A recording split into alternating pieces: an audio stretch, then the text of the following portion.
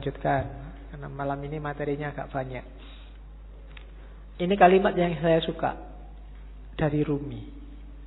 Jangan engkau seperti iblis, hanya melihat air dan lumpur ketika memandang Adam. Lihatlah di balik lumpur beratus-ratus ribu taman yang indah.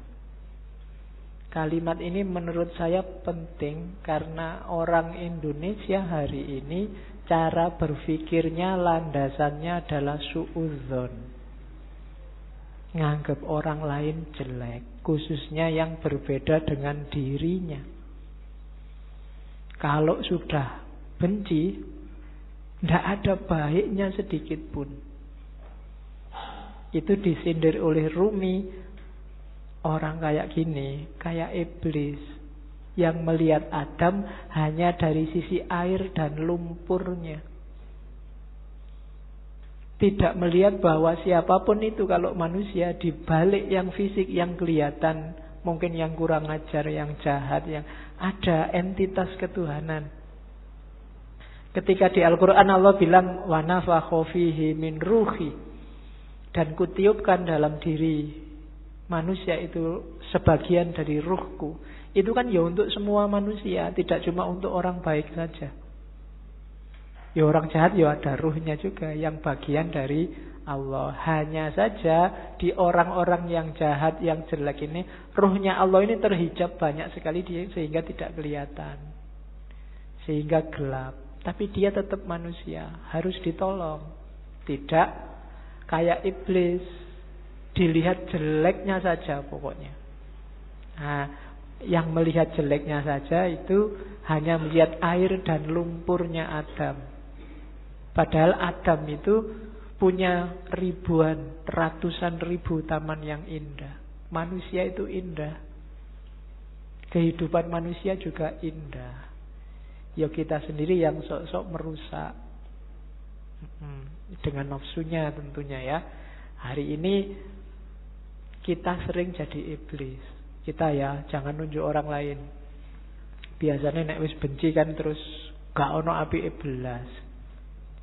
Sejahat apapun orang, pasti ada sisi-sisi tertentu dalam hidupnya yang masih baik.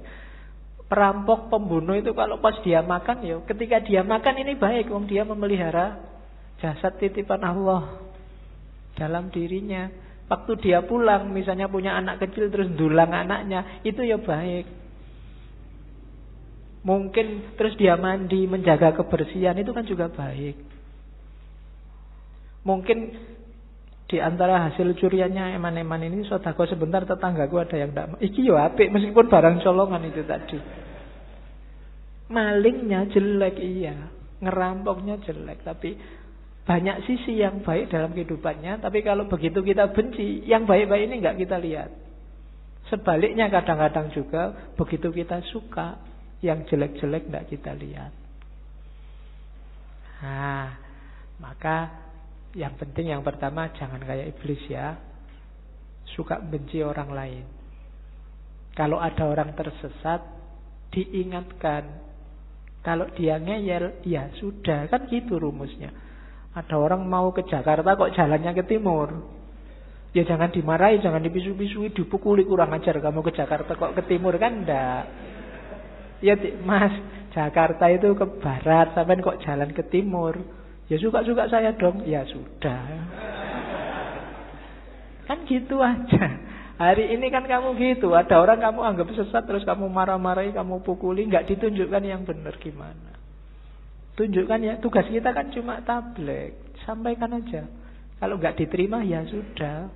Perkara nek kamu kesasar mau ke Surabaya kok terus nyampe Banyuwangi, mau ke Jakarta nyampainya Banyuwangi, ya dinikmati saja. Urusannya dia. Nah, yang penting kita jangan jadi iblis. Kalau ada orang beda, orang kita anggap sesat, terus kita lihat jeleknya saja. Terus, ini penting juga, akal. Rumi termasuk orang yang memposisikan akal tidak sebagai puncak. Akal itu penting, tapi akal hanya transit. Akal harus dilampaui. Tidak boleh orang berhenti hanya di akal. Di Masnawi itu ada cerita yang mungkin sering dikutip orang. Cerita ahli bahasa dan tukang perahu. Jadi ada ahli bahasa naik perahu sama tukang perahunya. Sambil naik perahu terus ngobrol. Mas, tukang perahu, sampean ngerti nggak kalimat majemuk itu apa? Nggak ngerti, Pak. Sampean sudah tua, kalimat majemuk aja nggak ngerti. Rugi sampean hidup itu. Sampean ngerti nggak kalimat sastra itu kayak gimana? Nggak tahu, Pak. Apalagi sampean sudah umur tua gini sastra aja nggak ngerti. Buat apa umur sampean dihabiskan? Sampean ngerti nggak? Pokoknya diajak ngobrol gitu, dimarahi terus, dilecehkan terus. Tiba-tiba terus ada badai. Kapalnya mau tenggelam, katanya yang punya perahu, waduh ini Pak, sampean bisa nggak berenang? Nggak bisa. Sampean sampai tua berenang aja nggak bisa, ya wassalam, sampean mati, bye-bye, tak tinggal ya, sudah selesai. Nah, itu cerita ini terkenal, nanti variasinya macam-macam. Tapi ini Rumi mau nyindir bahwa ya bolehlah ada orang pinter, tapi sepinter-pinternya orang itu kan sesuai bidangnya. Yang pinter filsafat mungkin tidak ngerti sama sekali tentang fikih. Yang pinter fikih mungkin tidak ngerti tentang kalam. Yang teknik mungkin tidak ngerti tentang kedokteran. Sak jago-jagonya Habibie, kamu tanyain, Pak Habibie, ngerti nggak teorinya Ghazali tentang? Tidak ngerti dia. Dia ilmunya penerbangan. Jadi tidak. Maka orang pinter yang sombong itu janjane orang bodoh. Sepinter apa sih dia? Ilmunya seluas apa sih? Tidak ada. Orang itu selalu pinternya fakultatif, sesuai fakultasnya masing-masing. Tidak ada ilmu universal. Makanya tidak ada kuliah di universitas, yang ada di fakultas. Universitas cuma mengkoordinir. Kalau digabung dari banyak fakultas, jadilah universitas. Kan logikanya begitu. Jadi cerita ini sebenarnya Rumi menyindir, sejago-jagonya akalmu hanya bisa menangkap sesuai pengalamanmu masing-masing. Tidak akan lebih dari itu. Tapi saya ngerti dunia luar angkasa loh Pak. Ya, paling kamu pernah baca buku tentang luar angkasa, kan itu aja. Filsafat saya juga ngerti, matematika juga ngerti. Yang kebetulan kamu ngalami membaca atau ngalami belajar. Yang tidak ya enggak. Sokrates mungkin orang paling pinter, tapi sama istrinya urusan nyambel apa urusan bikin sayur itu tetap menang istrinya. Ya kan? Sepinter apapun Immanuel kan, kalau bannya bocor, kan ada cerita satu ketika Immanuel kan bannya bocor, sadelnya patah. Begitu nyampe di tukang sadel, Immanuel kan pingin nguji yang punya, tukang sadel tolong saya dibikinin sadel yang pakai rumus trigonometri plus 2 kali. Dari tukang sadel tidak bisa saya. Kalau sadel biasa bisa, kalau pakai rumus macam-macam tidak bisa. Ya memang beda ilmunya. Jadi yang pertama catatannya akal itu tidak segalanya. Kalau kita hanya bersandar pada akal, maka kita bersandar pada batas pengalaman kita sendiri. Karena sejauh apapun ilmu kita, ya sebatas yang pernah kita alami. Ilmunya mahasiswa filsafat pasti beda dengan mahasiswa pendidikan, pasti beda dengan mahasiswa teknik. Itu batasnya akal. Jadi saya bilang tadi, akal hanya transit. Katanya Rumi, akal, jasmani, lahiriah, ini harus sih, cuma dia bukan tujuan. Dia hanya alat transit kita untuk menggapai yang lebih dalam, lebih tinggi. Wilayah ilahiyah. Jadi jangan dihentikan akal untuk akal. Atau kalau fisik misalnya harta untuk harta. Tidak bisa berhenti di situ. Karena hidup kita ini rumusnya adalah inna lillahi wa inna ilaihi roji'un. Dari Allah dan sekarang sedang berjalan menuju Allah lagi. Maka apapun pengalaman, kalian punya apapun, ngerti ilmu apapun, punya harta apapun, punya kebisaan apapun, harus dalam rangka mendukung berjalan semakin dekat pada ilaihi roji'un.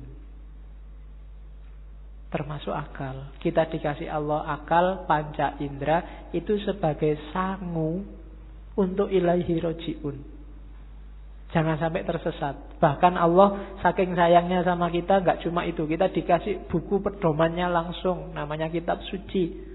Enggak itu juga, karena khawatirnya kita enggak mau baca, kita dikasih nabi juga, dikasih rasul juga. Dalam rangka apa? Biar langkah kita ilaihi roji'un ini pas, enggak keliru.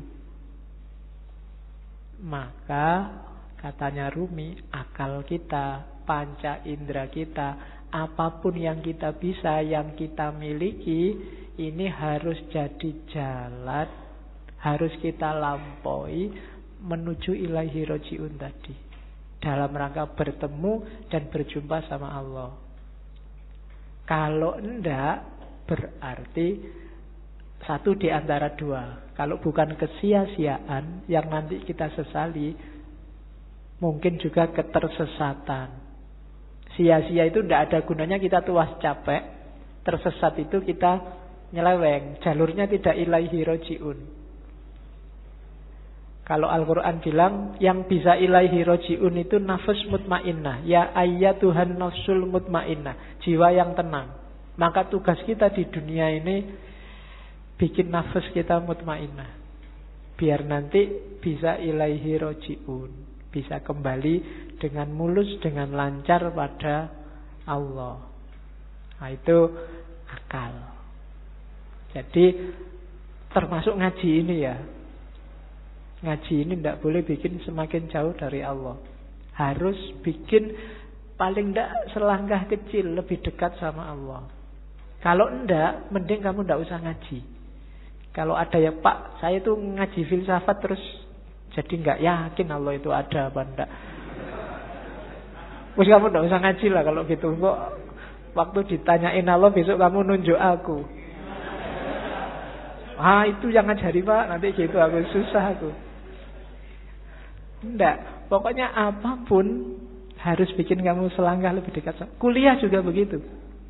Kamu kuliah juga, target sementaranya sih untuk penyemangat itu kan yo IP lah, pekerjaan lah, tapi harusnya kuliahmu bikin kamu semakin dekat sama Allah. Makan juga begitu, tidur juga begitu, pacaran juga. Ya, jadi kalau punya pacar, bilang ke pacarmu, kita komitmen ya, kita pacarannya semakin mendekat ke Allah. Ya diatur sendiri rumusnya, kamu yang ngerti. Ya, kalau mau pegangan tangan, bismillahirrahmanirrahim. Ya, kalau sudah, alhamdulillah. Oke. Itu maunya Rumi. Jadi apapun fasilitas yang diberikan Allah pada kita sekarang, manfaatkan itu untuk ilaihi roji'un. Hakikat kita ada di situ. Dan semua yang bikin kita semakin jauh dari ilaihi roji'un, hindarilah. Termasuk mungkin yang casingnya, casing itu kan tampakan luarnya, kelihatannya ini sangat agama deh, kelihatannya ini sangat islami deh, tapi kok rasanya bikin kamu semakin gak dekat sama Allah, mending dijauhi. Oke, itu Rumi. Saya ingin ngomong sedikit tentang ini. Tarian berputar Darwis, Whirling Darwis. Di tarian ini ada beberapa kunci ajarannya Rumi. Ya kalian lihat, kemarin di masjid juga ada. Itu ada rumusnya. Mungkin kalian lihat ini kan semakin muter semakin cepat, semakin lemah semakin cepat. Ada yang tanya kok enggak pusing ya? Enggak. Ada rumusnya. Kalau pengen enggak pusing, yang pertama waktu muter, kepalanya jangan ikut muter. jangan ikut geleng, jangan ikut ngangguk. Yang kedua, jangan merem. Kalau merem ada kecenderungan lebih pusing. Yang ketiga, jangan lirak-lirik. Pandangan matanya harus lurus. Jadi yang gerak cuma badannya. Posisi tangan itu penting. Tangan kanan menunjuk ke atas, tangan kiri ke bawah. Ini menjemput, menunggu hidayah dari Allah. Kalau sudah dapat, disebarkan ke bawah. Jangan dilek dhewe basa Jawane. Aja dipek dhewe. Kalau dapat ilmu banyak, kalau dapat yang penting-penting ya disebarkan. Jangan pelit, jangan nunggu diundang dan dibayar baru mau ngajar. Ya. Wong ilmu kamu nggak beli. Saya selalu bilang ilmu itu bukan karena usaha kita, tapi dikasih Allah. Kalau belajar itu kewajiban kita, tapi dapat ilmu atau tidak itu terserah Allah. Makanya kadang-kadang ada mahasiswa kuliah kok ngantuk. Jangan dimarahin, mungkin memang belum rezekinya dapat ilmu dari dosennya. Jadi ini menjemput hidayah, yang ini menyebarkan. Terus mutarnya berlawanan dengan jarum jam. Yaitu ada filosofinya. Kayak tawaf itu kan berlawanan dengan jarum jam juga. Ya mungkin filosofinya, kalau manut jarum jam itu berarti ikut ritmenya dunia. Ikut ritme sehari-hari. Tapi yang spiritual itu ritmenya dibalik. Kita geraknya tidak mendatar tapi ke atas. Saya sering ngasih ilustrasi. Kalau kamu sudah masang mur itu, kamu muternya kan harus berlawanan dari arah jarum jam, baru murnya lepas ke atas. Tapi begitu kamu searah jarum jam, murnya akan semakin mancep, semakin ke dalam. Maka tarian ini juga muternya berlawanan. Biar ada energi vertikalnya, energi ke atasnya. Itu diantara rahasianya. Ada topinya. Topi ini kalau di Rumi, topi yang tinggi itu isyarat dari kuburan, makam, nisan. Maksudnya apa? Kuburan dari ego, kuburan dari nafsu, hasrat duniawi. Itu kan topi yang tidak keren sama sekali. Karena memang simbol dari nisan, simbol dari kuburan. Kamu jalan-jalan di mall pakai itu mesti dilihat banyak orang.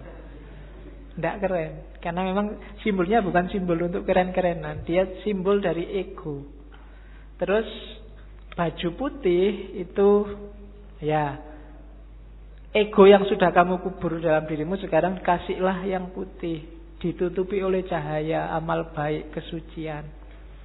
Nanti kalau pertunjukan biasanya ada fase ketika yang di tengah pakai jubah hitamnya dibuang. Nah, itu berarti membuang semua yang hitam-hitam, yang jelek-jelek, untuk lahir sendiri jadi putih. Terus nanti ada gerakan kayak orang kedinginan itu. Nah, ini gerakan menyatu. Angka 1, tauhid. Dan seterusnya. Itu wawasan kecil aja. Jadi kamu jangan heran kalau ada jenis tari semacam itu. Itu ada makna spiritualnya. Nari saja tanpa makna ya eman-eman. Yang lihat tari juga harusnya bisa ngambil makna. Kalau dalam sufi, jenis semacam ini namanya sama. Sama itu seni mendengarkan. Dengan mendengarkan terus kamu tergerak mengalami kedekatan sama Tuhan. Kan kadang-kadang ada orang yang kalau wiritan sendiri dia susah dekat sama Allah, susah tergetar hatinya. Tapi begitu mendengarkan orang ngaji, mendengarkan lagu-lagu spiritual itu batinmu tergetar. Dengerin lagu religius itu kamu kadang-kadang kan bisa nangis, apalagi pas duit entek. Kok sedih ya aku, kapan ini kan gitu. Nah, itu. Tapi kalau wiritan sendiri enggak, kan ada yang gitu. Maka teknik mendekat ke Allah itu sufi macam-macam. Kalau di torekotnya Rumi ini pakai tarian sama namanya. Karena ada musiknya nanti kan, dan musik itu yang bikin ekstase lebih cepat. Oke, itu Whirling Dervish namanya. Teori tentang Darwis yang berputar. Saya sudah mau masuk ke cinta, cuma puisi ini menarik saya untuk bekal teman-teman. Bagus untuk tidak kemerungsung. Banyak orang hari ini ketika kamu belajar ajarannya sufi, terus waduh berarti harus jadi sufi ini. Terus kamu besok wiritan terus, puasa terus 2 hari, tapi habis itu hari ketiga lagi, kumat lagi, terus lagi. Enggak. Katanya Rumi enggak begitu caranya, pelan-pelan, step by step. Jika engkau belum punya ilmu, hanya prasangka, ya milikilah prasangka yang baik tentang Tuhan. Begitulah caranya, katanya Rumi. Jika engkau hanya mampu merangkak, maka merangkaklah kepadanya. Enggak usah nunggu pinter tasawuf, pinter ilmu kalam, pinter fikih baru mendekati Allah. Bisanya apa? Ya dengan itu kamu mendekat ke Allah. Jika engkau belum mampu berdoa dengan khusyuk, tetaplah persembahkan doamu yang kering, munafik, tanpa keyakinan itu. Karena Tuhan dengan rahmatnya akan tetap menerima mata uang palsumu. Tidak apa-apa. Kan banyak kan sekarang doa itu tidak ada rasanya karena kamu sudah hafal. Saking hafalnya kan doa Bismillahirrahmanirrahim, alhamdulillah. Doa itu kan minta. Minta apa ndak jelas. Itu mungkin malaikat ya bingung, kamu itu minta apa? Jaluk kok sambil ngeremong, sambil kadang yang jarinya sambil berdoa sambil mungkin jaluk tenan apa ya. Tapi ndak apa-apa katanya Rumi. Persembahkan saja doamu. Gusti Allah itu Maha Rahmat. Dengan rahmatnya dia tetap menerima mata uang palsumu. Ya. Dulu ada yang tanya ke saya, kenapa doanya orang Islam itu tidak terlalu manjur, lebih manjur doanya orang Cina. Karena orang Islam itu pasif, kalau doa nunggu, ya Allah kasih dong ya Allah. Kalau orang Cina maksa, ya Allah turunkan. Jadi akhirnya jatuh semua dari atas. Kamu kan nunggu buahnya jatuh, kalau orang Cina wah, jatuh dari atas. Oke. Jadi tidak apa-apa wis. Berdoa sebisamu. Ya agak palsu-palsu dikit, munafik-munafik dikit. Itu kan kering, munafik tanpa keyakinan. Keyakinan itu penting loh dalam berdoa. Karena Allah menjawab doamu itu sejauh keyakinanmu. Saya sering bilang kan, kalau kamu berdoa, ya Allah semoga semester ini saya lulus kumlot. Tapi kamu bisa ndak ya wong IPK ya ndak, kamu sendiri ragu-ragu ya ora dibales, kamu sendiri nggak yakin. Keyakinan itu penting. Pak, saya keyakinannya separuh, apa ndak usah berdoa saja? Ya berdoa saja, jangan khawatir. Allah tahu yang kamu mau. Berdoalah. Allah tetap mengakui meskipun uangmu palsu sama Allah diterima aja ndak apa-apa wis. Karena Allah sangat sayang sama kita.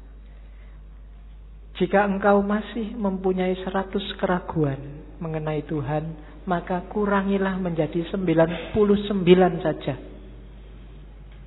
Begitulah caranya, wahai pejalan. Jadi kalau kita masih tidak terlalu mantep keimanan kita selama ini, masih melanggar-melanggar, masih dosane oke, ya tidak apa-apa, dikurangi dikit-dikit. Ya 100% tidak mungkin lah ya. Dikurangi 1%, biar jiwamu terlatih. Kalau langsung dibuang semua, insya Allah gagal. Ya, saya langsung ingin ikhlas lillahi ta'ala, tidak ngejar surga Pak, tidak iso. Harus pelan-pelan. Terus, biarpun telah 100 kali engkau ingkar janji, ayolah datanglah lagi. Nggak usah malu-malu.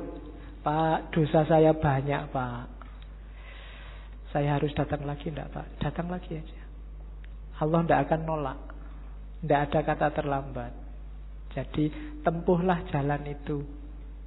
Pak, itu dhuwur banget ya Pak teorinya Pak, tinggi sekali apa ya? Saya bisa Pak, bisa. Pelan-pelan, sedikit-sedikit, biar ilaihi roji'unnya sempurna.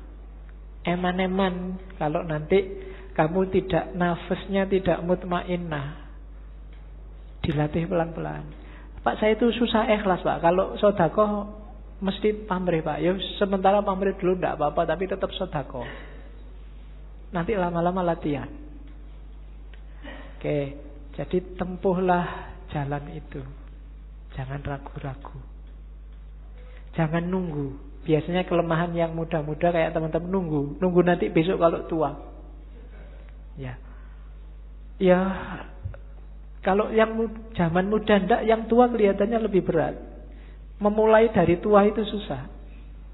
Karena orang yang sudah tua itu biasanya sudah keras cara berpikirnya. Kalau bahasa psikologinya sudah jadi, dia sudah mature, sudah mateng. Barang mateng itu satu-satunya yang bisa dilakukan adalah mempertahankan kematangan atau bosok. Apa bosok Indonesia bosok itu? Iya, busuk. Jadi kalau bisa terus-terusan bertahan di mateng. Kalau enggak ya lama-lama busuk itu apa? Pikirannya enggak laku. Kalau bahasa filsafatnya out of date, ketinggalan zaman. Dirubah susah. Makanya kadang-kadang orang itu sudah tua, umur 30 kok enggak kawin-kawin, itu biasanya malah susah, malah lama. Terlanjur matang. Iya. Iya. Peribahasanya kan begitu. Jodoh di tangan Tuhan, tapi umur 30 tahun ke atas Tuhan lepas tangan. Suruh nyari sendiri. Sudah capek Tuhan, nunggu sampai umur 30 kok nggak kawin-kawin. Oke. Terus yuk kita mulai cinta. Panjang ya pengantarnya sebelum cinta. Yang pertama tentang cinta sekarang. Katanya Rumi, cinta itu sifatnya universal. Karakter yang dimiliki semua orang. Agama apapun, dari budaya apapun. Tidak ada agama, tidak ada budaya, tidak ada peradaban yang tidak menganggap cinta itu luhur dan baik. Semua menganggap cinta itu luhur dan baik. Jadi itu rumus pertama. Kamu mencintai, itu tidak ada orang menganggap kamu jelek. Apapun. Kecuali yang duniawi. Jadi cinta ini perasaan yang universal. Yang kedua, cinta itu obat. Obat dari kesombongan, obat dari kelemahan, obat dari duka cita. Mengingatkan yang minggu-minggu lalu ya. Jadi cinta itu kan ketika orang berhubungan dengan sesuatu, tapi dia tidak memiliki pamrih apapun.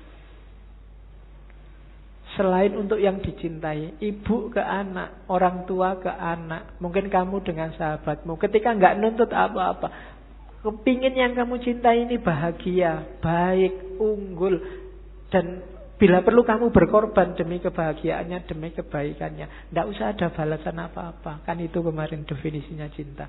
Nah, cinta yang kayak gini, ini melatih jiwa. Yang pertama apa? Jiwa jadi nggak sombong.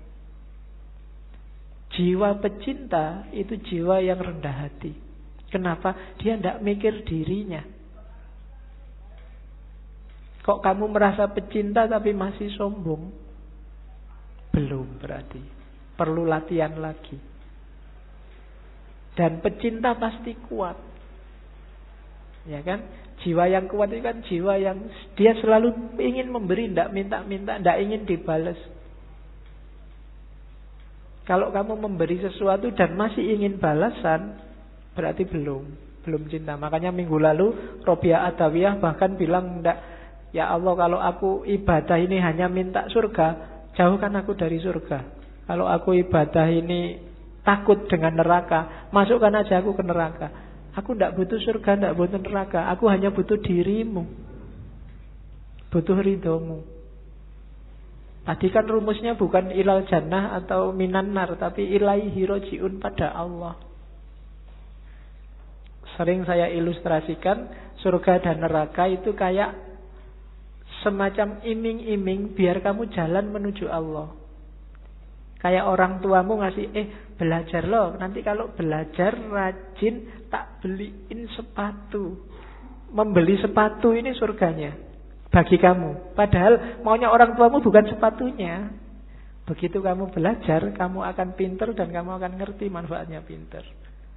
Sholatlah, ibadahlah, zikirlah, biar kamu masuk surga. Kamu kan semangat begitu dipameri surga. Padahal begitu kamu tempuh jalan itu, sebenarnya kamu sedang menuju Allah. Itu memang diiming-imingi begitu. Karena manusia itu butuh reward konkret biasanya. Kalau rewardnya abstrak, orang geraknya susah. Tenang aja, besok di surga 72 bidadari gratis. Di sana bisa makan sak kapoe. Ini kayak diiming-iming. Kamu kan terus jadi semangat. Sebenarnya kalau kamu jalan di situ, ya kamu akan ketemu Allah. Surganya dapat surga yang punya Allah kok. Masuk ketika kamu sampai ke Allah, jiwamu tumanina sama Allah dicemplungin neraka, kan enggak? Ya pasti surga. Dan nikmatnya bareng Allah itu jauh melebihi surga. Nanti banyak teks yang bilang itu. Cuma kamu tidak bisa bayangkan. Apa sih Pak enaknya? Bayanganmu kan sama Allah terus duduk jejer sama Allah. Tidak enak Pak, enak di surga Pak. Banyak bidadarinya. Iya. Pikiranmu masih material. Belum nyampe enaknya. Yang punya pacar bisa menganalogikan. Ketika kamu duduk jejer sama pacarmu, itu kan seneng kamu. Duduknya setengah jam itu rasanya baru 1 menit. Pinginnya berlama-lama bareng terus. Itu karena sudah cinta. Sama Allah kalau kamu jatuh cinta juga begitu. Kayak Nabi Musa itu loh. Waktu Nabi Musa naik ke Bukit Tursina, kan Allah ngajak ngobrol. Musa, yang di tanganmu itu apa?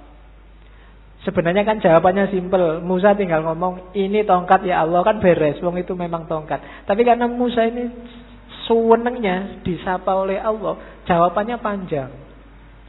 Ini tongkat ya Allah. Tongkat ini kalau saya pukulkan, dia bisa jadi ular. Kalau saya angkat, jawabannya panjang itu. Ya kalau Allah mau bilang, emangnya aku tidak ngerti. Loh, tapi Gusti Allah ngerti dan ya dibiarin aja, ya enggak dimarahin. Kenapa? Karena sudah saling jatuh cinta. Bareng sama Allah itu enak. Kok kamu masih membayangkan, belum terbayang Pak enaknya bareng sama Allah, itu memang berarti kamu belum jatuh cinta sama Allah. Ya latihan jatuh cinta. Orang Jawa punya rumus, tresno jalaran soko kulino. Ayo dikulinakan sama Allah, apa dikulinakan itu? Dibiasakan. Akrab sama Allah, nanti kamu akan jatuh cinta. Entah kapan nanti kita akan ngambil sesi cinta lagi. Saya ingin ngangkat Ghazali. Ghazali konsepnya lebih konkret. Jalan untuk mencintai Allah. Tapi kapan-kapan, jangan cinta terus, nanti kamu mabuk. Oke, terus. Cintalah yang bikin alam semesta ini bergerak. Nanti Rumi punya teori evolusi yang khusus, tapi saya tidak akan sampaikan sekarang. Kapan-kapan. Rumi nanti akan banyak sesinya. Jadi gara-gara ada cinta ini loh, alam ini bersatu dan berpisah. Orang tua sama anak habis bersatu berpisah. Berpisah ini juga tanda cinta. Kalau orang tua tidak mau nyapih anaknya, padahal berat nyapih anak ini, tidak tego nyapih anak, tapi harus disapih. Kenapa? Karena cinta. Jadi pertemuan dan perpisahan itu banyak ya karena cinta. Kamu melepas masa mudamu menuju masa dewasa. Janjane pengenmu mbok saya muda terus, nggak bisa. Hidup itu ada pertemuan, ada perpisahan, dan biar jalannya on the track, dasarnya harus cinta. Jadi cinta adalah yang menggerakkan dunia ini. Dan cinta yang bikin kita karakternya, kalau bahasanya Rumi, menuhan. Semakin tulus kita cinta pada apapun, karakter kita akan semakin menuhan. Menuhan itu semakin spiritual. Tidak ada pamrih, tidak ada tujuan-tujuan apapun selain Allah. Itu yang kalau dalam agama disebut ikhlas. Jadi ciri sejati cinta itu justru ada pada ikhlas. Ikhlas itu kamu beribadah, satu-satunya target adalah keridhoannya Allah. Makanya Robiah kemarin di hampir semua puisinya selalu bertanyakan, ya Allah, apakah engkau ridho dengan ini? Kalau engkau ridho, aku tenang. Sebelum aku yakin engkau ridho, aku ini masih gelisah. Jadi yang dikejar cuma ridhonya Allah. Satu-satunya yang dikejar cuma Allah. Itu namanya ikhlas. Lillahi ta'ala. Tidak karena apapun. Ya Allah, aku amal baik ini, semoga engkau ridho ya. Jadi yang ada di pikiran itu selalu nyali ridhonya yang dicintai. Sama kayak kamu pacaran itu kan, selalu mikir, iki pacarku kalau gini seneng ndak ya? Kalau tak bawa ini nih mau ndak ya? Kalau kan yang dipikir di pikiranmu selalu kamu nggak pernah mikir dirimu sendiri kan? Begitu diajak ke warung, ini kamu sukanya warung yang mana? Kan bukan sukaku, sukanya dia. Jadi ketika orang jatuh cinta, egonya hilang. Dia tidak ngomong aku lagi, tapi ngomong kamu. Kalau kamu jatuh cinta ke Allah juga, bukan akumu lagi yang bilang, tapi ridhonya Allah. Apa sih maunya Allah? Kira-kira kalau aku gini Allah ridho ndak ya? Begitu kamu ujian mau nyontek, ini kira-kira kalau aku nyontek Allah ridho nggak ya? Anda Bapak Allah Maha Pengampun, ha? Waduh, wae ku akhirnya. Iya. Ya kamu yang ngerti lah. Oke, terus bentuk apa saja, ekspresi apa saja yang lahir karena cinta